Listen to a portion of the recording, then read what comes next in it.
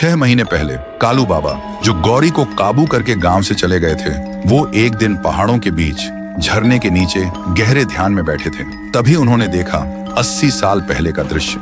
थुंग थुंग एक ढोल किया था, सड़क किनारे ढोलक बजाकर अपना पेट पालता। कभी कभी शादी ब्याह में भी लोगों को खुश करता, लेकिन एक शादी में उसका मजाक उड़ाया गया, उसकी बेइज्जती हुई और उसे भूखा ही भगा दिया गया। भूख और अपमान से जलता हुआ वो ढोलक बजाते बजाते जमीन पर गिर पड़ा और वहीं उसकी आखिरी सांस टूटी। मरते वक्त उसने श्राप दिया, जिन लोगों ने मेरा मजाक उड़ाया, मुझे भूखा रखा, उनका साथ ही साथ उनकी आने वाली पीढ़ी भी चैन से नहीं जी पाएगी। मेरी ढोलक की गूंज उनकी मौत बनेगी, उनकी बर्बादी बनेगी। और उसी पल से उसकी आत्मा ढोलक में कैद हो गई। ये दृश्य देखते ही कालू बाबा सन्न रह गए। वो तुरंत एक चमकते हुए हथियार लेकर गांव पहुंचे और देखा लोग थुंग थुंग के डर से रो रहे थे। कालू बाबा ने पूरा सच बताया। गांव वाले रोते हुए बोले, हमारा क्या कसूर है बाबा, ये तो हमारे पुरखों ने किया था। और सब गिड़गिड़ाए, बाबा आप ही कुछ कीजिए, नहीं तो इस बार थुंग थुंग हम सबको खत्म कर देगा। फिर रात को कुछ गांव वाले हिम्मत करके चौक में खड़े हुए और कुछ ही देर में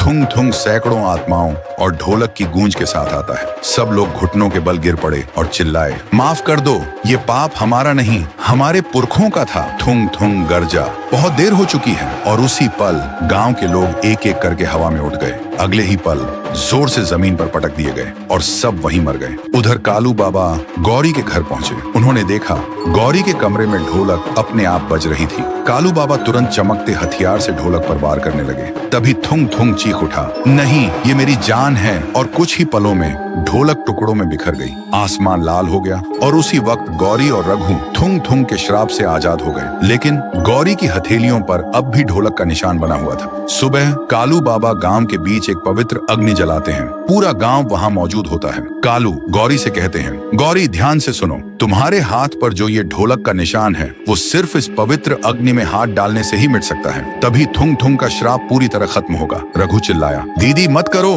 तुम्हारा हाथ जल जाएगा। पर गौरी बोली, चाहे कुछ भी हो, मुझे करना ही होगा। और उसने अपना हाथ अग्नि में डाल दिया। सबकी सांसें थम गईं। लेकिन जब गौरी ने हाथ निकाला तो देखा उसके हाथ को कुछ भी नहीं हुआ और ढोलक का निशान भी मिट चुका था। तभी अचानक अग्नि भड़क उठती है और उसी आग से थुंग थुंग का रूप बनता है। उसके हाथों में वही ढोलक आ जाती है और वो बजाने लगता है इतनी तेजी से कि पूरा गांव कांप उठता है और अगले ही पल आसमान का लाल रंग मिट जाता है। देखते ही देखते सब कुछ खामोश हो गया और तब से गांव वाले सुकून और खुशी से रहने लगे। लेकिन कभी कभी बहुत गहरी रात में हवा के साथ एक धीमी सी आवाज सुनाई देती है, शायद याद दिलाने के लिए कि अपमान और भूख से मरी आत्मा कभी चैन से नहीं सोती।